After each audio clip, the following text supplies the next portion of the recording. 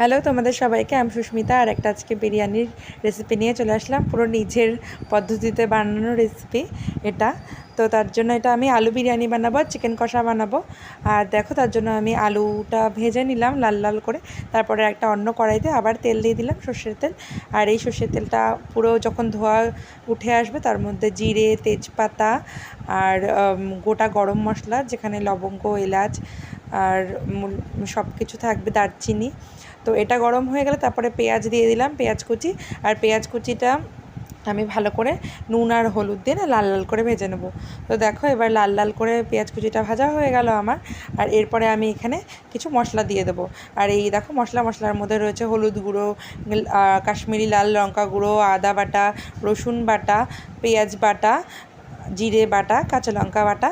তো সব একসাথে দিয়ে যখন মশলাটা থেকে তেল ছেড়ে আসবে, ভালো করে কষিয়ে এর মধ্যে আমি একটু দিয়ে দিলাম টমেটো সস। তো আমি এখানে কাঁচা টমেটো দিতাম, যেহেতু ছিল না, টমেটো সস দিয়ে দিলাম।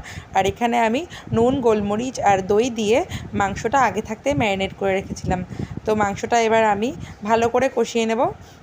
আর দেখো, এখানে যখন দেখবো আমি মাংসটা হাফ কষানো হয়ে গেছে, তো কিছুক্ষণ কষিয়ে যখন হাফ কষানো, এই সময় আমি জায়ফল, জয়িত্রী এটা দিয়ে দেবো। আর কিছু বিরিয়ানি মশলা আর গোলাপ জল আর মিঠা আতর সব অল্প অল্প করে দিয়ে মাংসটা কষিয়ে নেব। তো দেখো, মাংসটা কষিয়ে নেন। আর মাংসটা রান্নাও হয়ে গেছে, আমি আর দেখাইনি। আর এখান থেকে আলুগুলো তুলে আমি আলাদা করে রেখে দিয়েছিলাম। তো দেখো, এখানে সব আমি টেবিলের মধ্যে গুছিয়ে নিয়ে নিয়েছি। এখন বিরিয়ানিটা সেটিং করে নেব বলে। আর দেখো, এখানে আমি একটা পাত্রে ভালো করে ঘি মাখিয়ে নিয়েছি, যাতে সাইডে লেগে না যায়। আর তারপরে প্রথমে আমি আলু সাজিয়ে দিলাম।